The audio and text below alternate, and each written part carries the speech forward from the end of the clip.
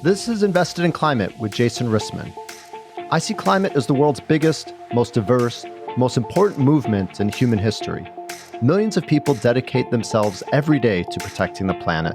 This podcast shares conversations with advocates, entrepreneurs, investors, policy experts, and anyone else that can push our thinking about what's possible and what needs to happen to address climate change. If you have ideas for episodes or feedback, get in touch on LinkedIn. If you enjoy the show, please leave a rating on Apple or Spotify. I'm currently building a new venture. It's related to storytelling and how we engage all sorts of folks in meaningful climate action. If you have expertise in this area, big ideas, or examples of something that's really working, get in touch. Thanks for listening and for doing whatever it is you're doing to support climate progress. Okay, let's get started. Climate is a multi-trillion-dollar problem. It affects every single person, every single sector of the economy, and every person and sector causes the problem. So we need every single tool in the toolkit to address the climate crisis. Philanthropy is one of those tools, and it has an important role to play in catalyzing much larger investment from government, from the private sector, and in filling gaps where government is either slow to act or there just isn't an incentive for the private sector to engage. Hi, everyone. Philanthropy plays a uniquely critical role in climate action. It can fund the bold, early-stage, community-led, and systems-changing work that markets and governments too often overlook. And with the federal government cutting funding to a wide range of climate, energy, and conservation efforts, philanthropy plays a more important role than ever before. That's why we're teaming up with the Skyline Foundation and their climate lead, Shireen D'Souza, on a series of conversations on climate philanthropy. Over the coming episodes, we'll explore how philanthropy can accelerate climate solutions, not just by moving more money, but by moving it differently and to high-impact topics and geographies. We'll talk to leaders who are rethinking power, reimagining partnerships, and reshaping the way resources flow. Today, we're starting with a conversation that sets the tone for the entire series: trust-based philanthropy. What does it look like to fund climate work in ways that are long-term, rooted in real relationships, and prioritize the expertise of grantee organizations? How can funders shift from control to collaboration? And what happens when they do? Shireen and I are joined by Shadi, Executive Director of the Trust-Based Philanthropy Project. Shadi has been at the forefront of this movement, helping foundations transform their practices and support grantees with more transparency, humility, and flexibility. We talk about Shadi and Shireen's backgrounds in philanthropy, what trust-based philanthropy is and how it can help nonprofit partners be more effective, why it's relevant to Skyline Foundation's approach, and ways other donors can learn more. This series is one of several deep dive series we've created this year. Find the others on investedinclimate.com and reach out through the website if you'd like to partner on a deep dive series of your own. Here we go. Shireen and Shadi, welcome to Invested in Climate. So great to have you both here today. Great to be here. Great to be here, Jason. Thanks. Well, another friendly Bay Area episode. Look forward to seeing you both in person sometime soon. Before we dive in and talk about the important topic of climate philanthropy and how trust-based philanthropy shows up for climate, let's learn a bit about each of you. Shadi, let's start with you. Tell us a bit about your background and how you got into trust-based philanthropy. Sure, Jason. Thank you. So I have been working in the nonprofit sector for about 20 plus years. And for many of that time, I held a range of roles, including executive director roles and senior director roles. And in a lot of that time, especially my time as an executive director and fundraiser, I began to experience a lot of the challenges and the frustrations of navigating the philanthropy sector. In some ways, that kind of burnt me out as an early ED in my career. And that kind of led to my interest in wanting to shift some of those harms and challenges so that other nonprofit leaders wouldn't have to experience some of the challenges that I experienced. And also a desire to really make it easier and more easeful and joyful for nonprofit leaders to do their work. So when I had the opportunity to consult with the Whitman Institute on building out a campaign around this concept of trust-based philanthropy, I jumped at the chance. what started out as a scrappy little communications campaign grew into what is now a movement. It's been amazing to see the evolution of it. It's been really rewarding to be kind of at the beginnings of something that is now taking on the mainstream in a way. There's still a lot of work to be done, but it's been kind of continued to fuel me, particularly as I think back to my younger self as an ED that was trying to get more kinder practices for my work. It's been great to see this evolution. It's great. Well, love to get more insight to really the background and the founding of the trust-based philanthropy movement. So lots to cover in this episode. Shireen, let's go over to you. Would love to hear about your background, how you got into philanthropy, climate, and also, since this episode was really your idea, why you thought to bring Shadi into the conversation as we kick off a series together on climate philanthropy. Yeah, thanks, Jason. And it's really great to be here with the two of you and be in conversation. My whole career has been in climate and the environment. And I got my start as a Peace Corps volunteer working in agroforestry. And I describe that moment as a dormant seed in me germinating because I was assigned to the agroforestry program in Honduras, where that's where I was a volunteer, and was suddenly working in the same sector, the same field that my parents and every generation before me had worked in, with that small scale subsistence farming. So I describe that moment as like a dormant seed germinating because it was like just me reconnecting with my roots.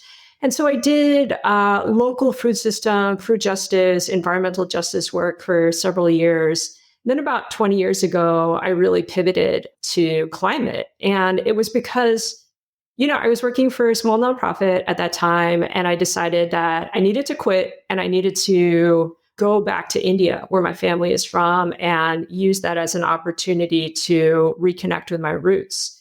And I was doing all of this work on small farms and getting to know the farmers who were just struggling beyond imagination with the changing weather patterns that they were experiencing. And so suddenly climate and climate change became very personal to me because I was working with and encountering people who were just like my parents, just like my grandparents, just like every generation before me. And so I knew I really wanted to turn my attention to climate. So I came back, went to grad school to really focus on climate, and have gotten to work over these almost 20 years at a variety of levels, like from the local level to multilateral for like the UNFCCC. I was a negotiator for the US in the UNFCCC during the second Obama administration and got to work on the Paris Agreement. And so it's interesting to be here with the two of you now, 10 years after the Paris Agreement, with the COP happening in Brazil, and to just reflect on all of the progress that's been made since that moment, and yet all of the progress that still needs to happen if we're to avoid the worst impacts of climate change. I'm kind of new to philanthropy, just been in the space for a couple of years. Most of my experience is either in the small nonprofit world, like what Shadi described, but then I also did about almost a decade of time in government, both at the federal and state levels. Thank you, Shireen. Let's hear a bit about the philanthropy that you're working with now. You work at a foundation called Skyline, based here in the Bay Area. Tell us a bit about the foundation and the climate program that you contribute to. Yeah, Skyline is about 25 years old. It was created by Angela and David Philo back in 2000. And environment has been an area of focus since the very beginning. That environment focus has shifted over the last many years to be almost exclusively focused on climate these days. And Climate Solutions, the program that I work on, is now the biggest of the 4 program areas. The other 3 are just democracy, equity and education, and birth justice. Within climate, the focus is really mitigation, climate mitigation, reducing emissions, sequestering carbon. And some of the work we do definitely has really meaningful co-benefits, like related to biodiversity or human rights or climate resilience. But we're really trying to get at is how can we best support decarbonization and carbon sequestration. I would say most of our work, probably about 70% of it, is focused on the US, mostly federal and state policy. That other 30% is international in focus. Most of that international work is in the global South. And most of that global south work is in India. And luckily, there hasn't been a trade-off. We've been able to expand our work in the global south without moving away from our work in the US. And for us, this is very much a both and time. It's not a moment of choosing one or the other or moving away from the US work. Shireen, tell us a bit more about the role of philanthropy in climate. A lot of our listeners hear a lot of our episodes focused on investments and businesses that are pursuing really the same goals that you mentioned, decarbonization and climate mitigation. You're focused on it from a philanthropic lens, and curious, how do you pull apart the goals that should be pursued through philanthropy and those that market forces and investments can tackle? The way I see it, climate is a multi-trillion-dollar problem, right? It affects every single person, every single sector of the economy, and every person and sector causes the problem, right? So we need every single tool in the toolkit to address the climate crisis. Philanthropy is one of those tools, and it has an important role to play in catalyzing much larger investment from government, from the private sector, and in filling gaps where government is either slow to act or there just isn't an incentive for the private sector to engage. One of the best examples, and I think it's an example we can all relate to because it was such a big ticket item, is the Inflation Reduction Act. It's gutting, notwithstanding. I think it's a good example because it took years of advocacy by nonprofits that were supported by many millions of dollars from philanthropy that ultimately led to a law that, had it been fully implemented, would have unlocked billions, if not over $1 trillion in government incentives. Nonprofits worked for years with government, with elected officials, with each other to really build a case for the legislation, again, with the support of philanthropy. So I see that as like a good example of how philanthropy can engage in catalytic ways that can unlock much, much larger investments from government, from the private sector as well. And, we should point out that it's a crowded space, that within climate nonprofits, there are tens of thousands of active climate nonprofits or environmental nonprofits just in the United States alone, and hundreds, perhaps thousands of philanthropies and foundations that are supporting climate projects of various sorts.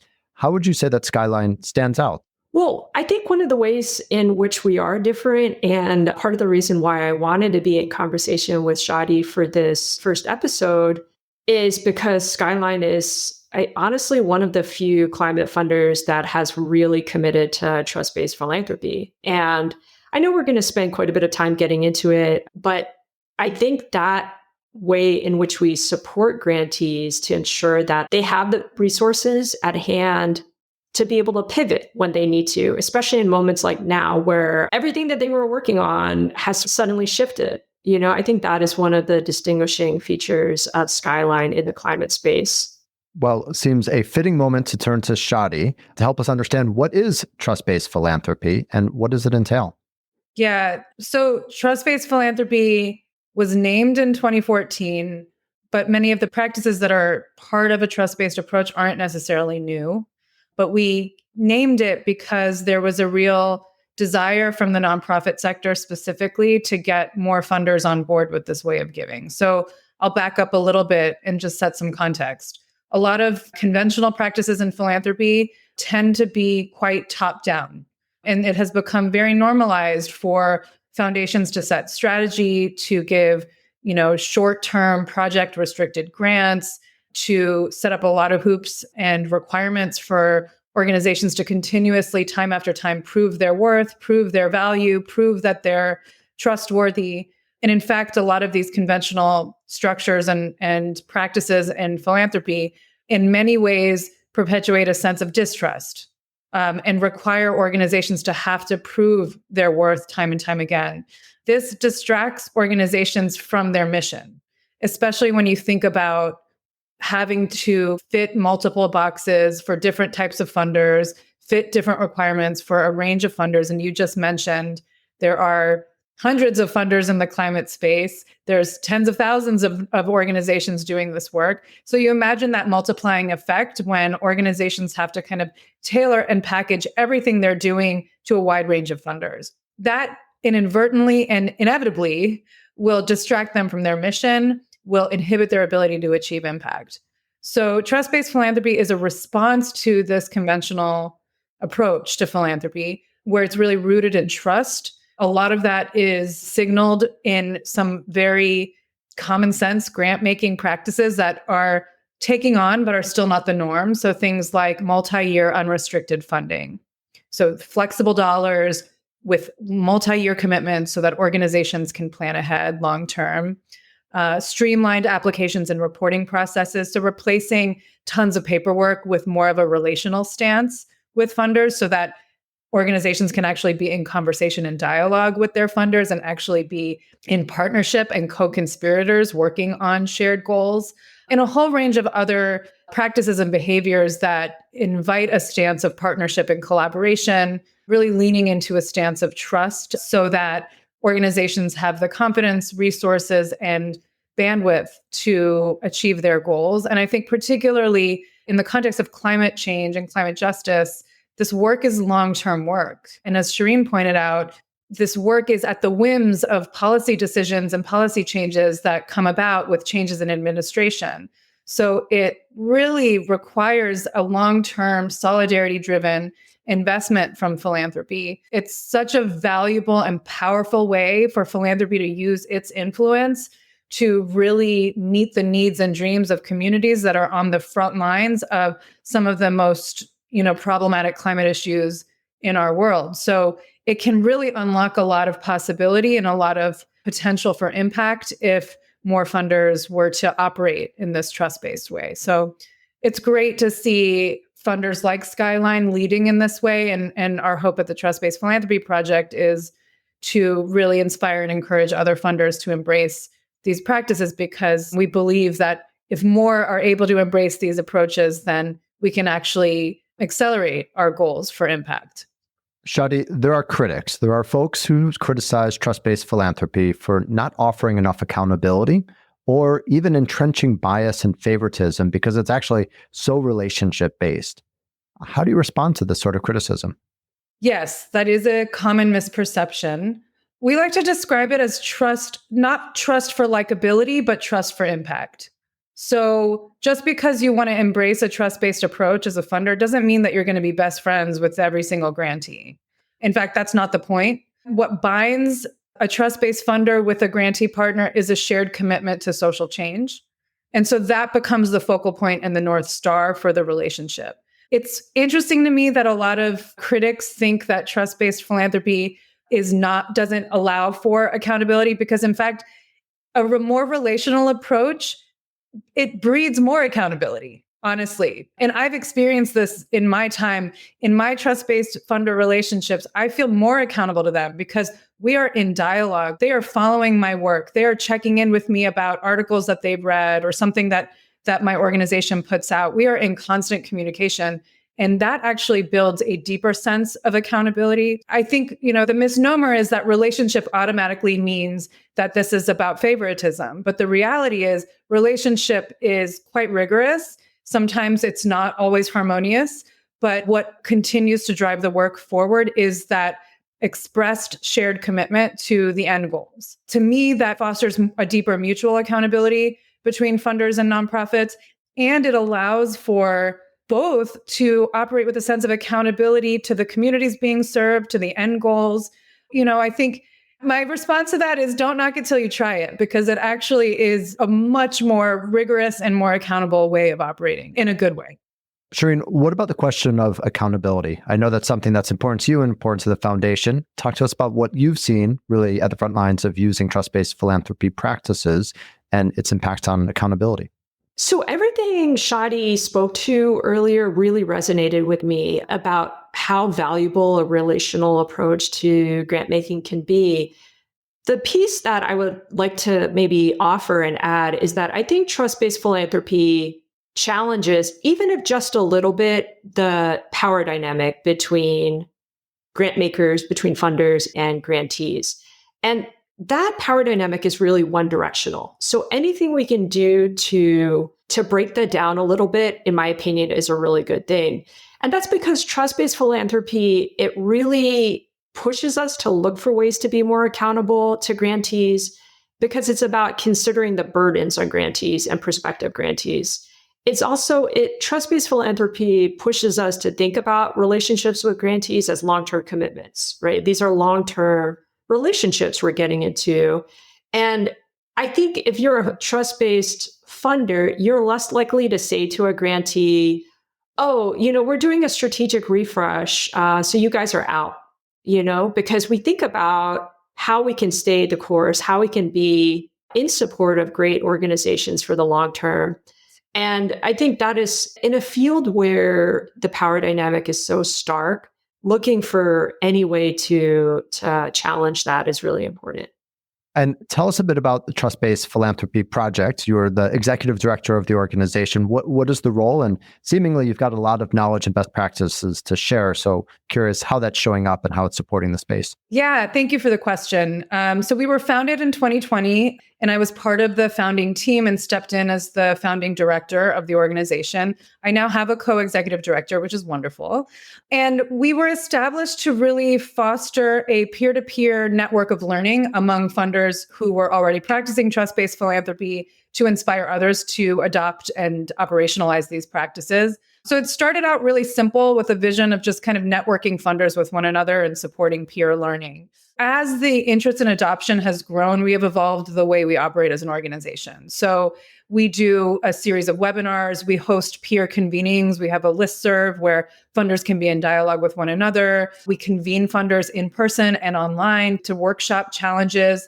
We produce a lot of tools and resources to help address some of the stickiest topics when it comes to operationalizing trust-based philanthropy. And we also do presentations with foundation boards. We also have a network of ambassadors that we tap to do presentations to, trustees, to meet with trustees and discuss topics of interest. And then we're constantly evolving the framework of trust-based philanthropy to keep up with the needs and the challenges of our dynamic world. So in this current context that we're in, given how many challenges and risks and threats are facing our communities around the US and around the globe, we have produced new tools to help articulate the urgency and ways that funders can respond, regardless of what role they're in, whether they're in a decision-making role or in a less of a decision-making role. We are always kind of feeding actions to funders to motivate folks to take a next step. And then we're always lifting up positive examples of funders to demonstrate what is possible,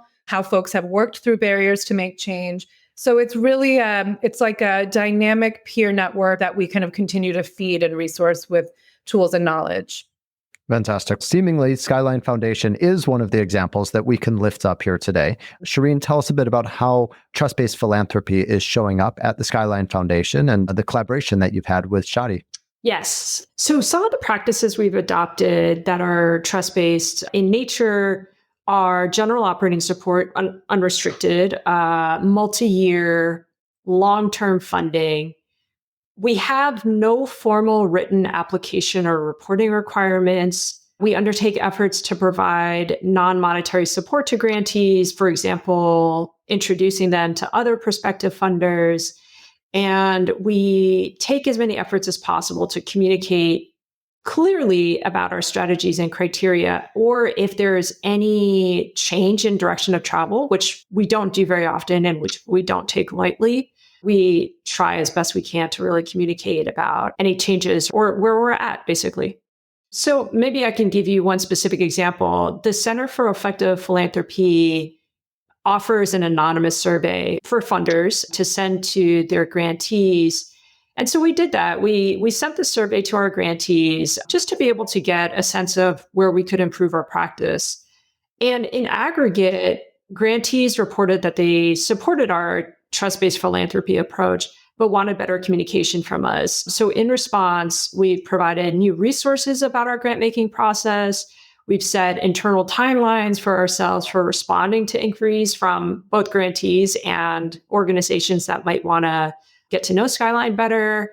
We held listening sessions with our grantees with the smallest budgets to get a better sense of how we could provide non-monetary support to them. So we have these general practices, but then we're always trying to look for opportunities to right-size and be in service to our grantees and supportive as possible to our grantees where we can. So one thing I would like to add, Jason, you asked earlier about Skyline's relationship with the Trust-Based Philanthropy Project. And I just want to say that we, Skyline, have learned so much from from Trust-Based Philanthropy, from Shadi and her team, and are so grateful to have TBPP as a resource. We've made a grant to the organization because we see the work they do is just so incredibly valuable for our space, and hope to deepen the relationship over time. Shireen, one of the things that I heard from Shadi is that it's not just about making life for the nonprofit leaders easier or their work more joyful, but it's to get out of their way so that they can execute on their mission. And so I'm really curious how this shows up in the climate space, why trust-based philanthropy matters, particularly now, particularly for climate, and the impact that you think it can have. Our grantee partners are going through so much right now. They're really going through a lot. The threats and intimidation, both direct and indirect, they really abound. And I feel like we can lessen the burden on them by engaging in more trust-based philanthropy practices. It allows them to be more effective in meeting our common goal, which is to address the climate crisis. But trust-based philanthropy isn't important only in this moment. The biggest worry I hear from grantee partners, even before the Trump administration came into office, was that their lack of unrestricted funding was threatening their sustainability, especially when project funding is given on a relatively short grant term and if there's little certainty about the opportunity for renewal. As we have said already a few times, general operating support, multi-year funding are key aspects of trust-based philanthropy. One of my grantees, we were catching up, and it's a super successful organization focused on cutting edge methane research. And they were telling me they were really close to laying off staff focused on what could be, in my opinion, like truly transformative methane work, because almost all of the organization's funding was tied up in specific projects. They didn't have dedicated funding for this new area of research that, again, could have been really transformative. So to me, this is a loss not just to the organization, but to the entire field, especially at a time when reducing super pollutants like methane is kind of our only hope for avoiding the worst impacts of climate change in the near term. So to me, that's just such a salient example of how funders focusing on project support instead of general operating support are hamstringing ourselves in achieving this goal that we have in common. Can I add something to that? Because I really appreciate this example from Shireen, and it's a demonstration of how a trust-based relationship fosters deeper accountability. Because in most cases, when a nonprofit is feeling that is predicting that they're going to have to let go of staff, often there's a lot of fear in admitting that to a funder, because that signals weakness, that signals, potentially like maybe the strategy isn't working or whatever. And in this case, there was enough trust where that leader could actually come and share with their funder that this is a challenge that they're going through, which presents an opportunity for Shireen to have new information, to maybe even brainstorm with them on how they can address this challenge and keep the work going. And this is such a beautiful example. I mean, it's unfortunate that this is the example, but it demonstrates why these kinds of relationships are so necessary, because most times nonprofits are fearful of sharing this kind of information with funders. And often these are things that are major components of their ability to achieve impact. So it just goes to show that, well, one, it's really a testament to the relationship that Shireen has built with her grantees, and also that it allows for funders and nonprofits to actually work together to problem solve. It creates those conditions. And that, unfortunately, is still not the norm. But I think with more funders like Skyline speaking up about this approach, it can hopefully inspire others to see the benefits. Shadi, thanks for jumping in there. And you focus through your work at Trust-Based Philanthropy Project, not on a specific issue area, but on trying to improve philanthropy overall. And you're clearly very passionate about it. And I'm curious, where does that passion come from? And really, what do you see is at stake? Where does the passion come from? I have been a devotee of nonprofit work my whole career. I am the child of immigrants. I benefited from nonprofit services as a child growing up in Cincinnati, Ohio.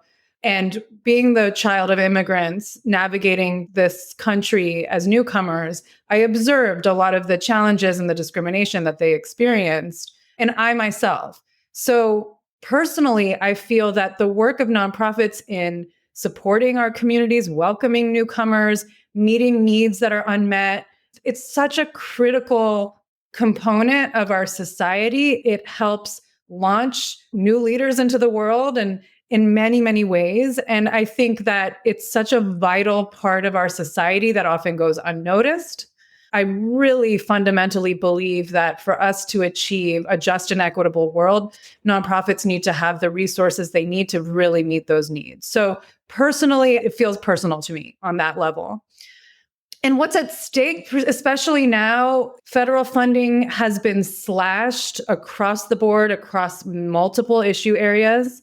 There are policy changes and decisions and executive actions that have been taken that directly have harmful consequences for everyday people. People are getting abducted off the street. Things that had resources and funding in the past no longer do. People will lose access to nutritional assistance and healthcare. I mean, this is proven data because they're taking away benefits from everyday people. And then who's going to have to step in and meet those gaps are the nonprofits. Data shows time and time again, we saw it during COVID, in times of crisis, nonprofits are often the first to step up. Their demand goes up while their capacity goes down. And really, since 2020, the demand for nonprofit services has continued to go up, and it will climb even more given what's happening at the federal level in the United States. And that has ripple effects across the world. And so given this reality, philanthropy really has a role to play. Philanthropy has resources, power, access, relationships that can not necessarily fill all the gaps of federal funding, but at least enable some level of stability and resource the rebuilding and the dreaming and the innovation that this moment requires. It just, to me, seems like this sector, the nonprofit sector and the philanthropy sector are really part of one. This solidarity stance feels essential. It feels undeniable that this is what we need to do in order to really kind of build out of this kind of traumatic era that we're in and really support our communities and uplift our communities. And I think if we embrace this stance, it is possible. I know for many, it can be a very despairing and hopeless time, but, philanthropy, collectively, there's a lot of money and a lot of power and a lot of access. And if we can leverage that collectively, I think a lot can be possible. So that's what fuels me. And that's what keeps my hope alive, even at times when it feels like things are pretty bleak. Shadi, let's talk about the climate space in particular. You work across issue areas, different investment spaces, different philanthropic spaces. For climate, what do you see as the barriers for adopting more trust-based philanthropy practices? Unfortunately, I think there's a lot of reasonable fear from many foundations about sticking their necks out too much and being potentially targeted by an administration that is not friendly to climate work. So I think there's some just risk aversion and concerns about that. That to me probably seems like the biggest barrier right now. Of course, in addition to that, there are a number of barriers that you've alluded to, Jason, just around some of the misperceptions and misunderstanding of what it means to be a trust-based funder, and a feeling and misperception that perhaps it's better for funders to set strategy rather than to give up control and allow for nonprofits to lead. That's another barrier that's been kind of a persistent barrier that I wouldn't say isn't new for now, but is still relevant in this time. So those feel like some of the biggest ones. And Shireen, would love to hear from your personal experience. I don't know if Skyline was always pursuing trust-based philanthropy or if there was a learning curve that went with it, but particularly for a foundation where the donors are not just still living, but actually still active, as I understand it. I imagine that trust-based philanthropy could feel like ceding control of wealth that they actually were very active in creating. Trust-based philanthropy, I really want to give credit to Angela Philo, one of our two trustees and one of our founders, because she is really dedicated to this practice. And that has permeated all of the work we've done for a very long time. And I think the way we approach it is that our grantees, the organizations in the field, are the real experts. So it doesn't make sense for us to sit where we sit in California, in Palo Alto, and think that we're going to know more than our grantees in the field know.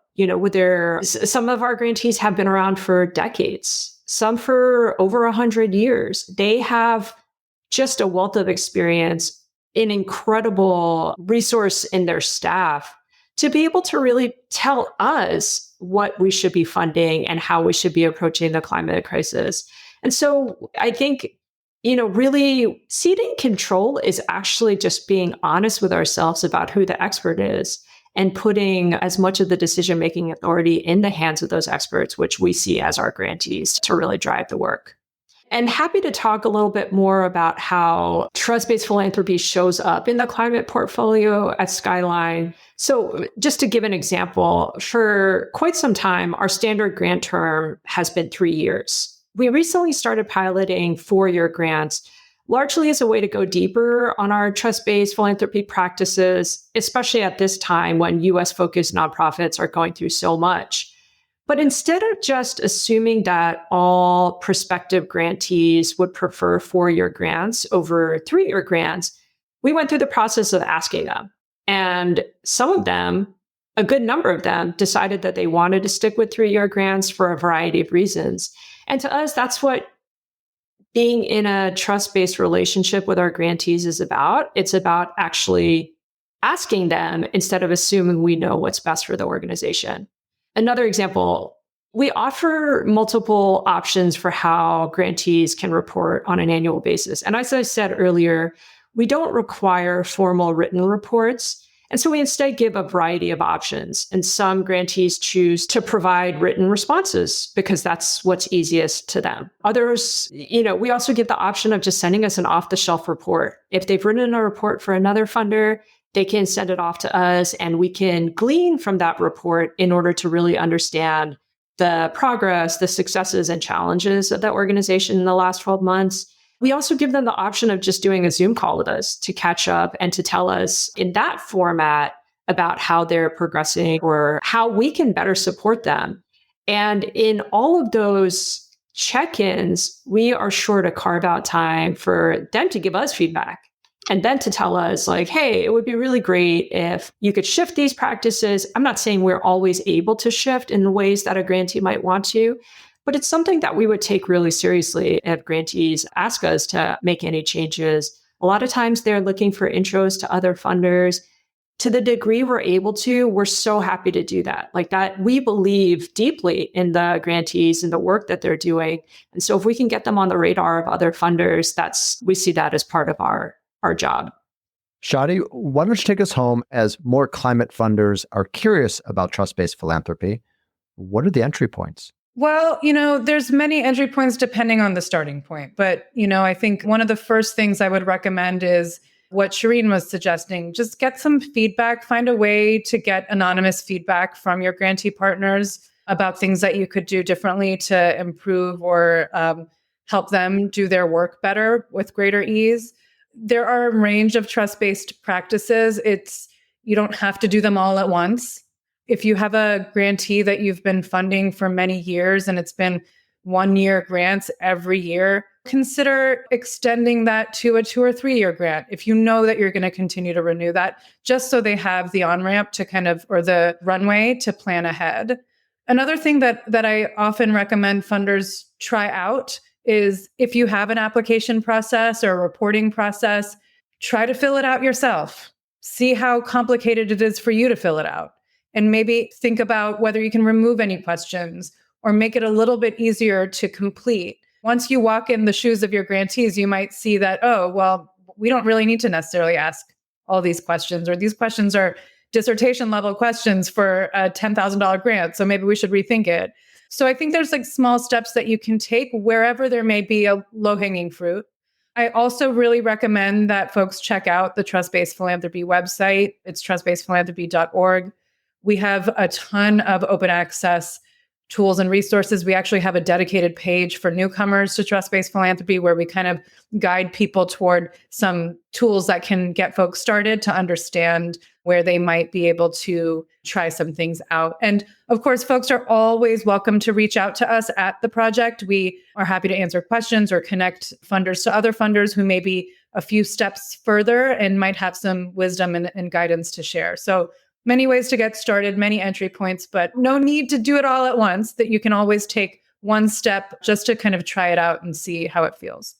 Fantastic. Shadi, Shireen, thank you so much for your insights today. All the best of luck with the important work that you're doing.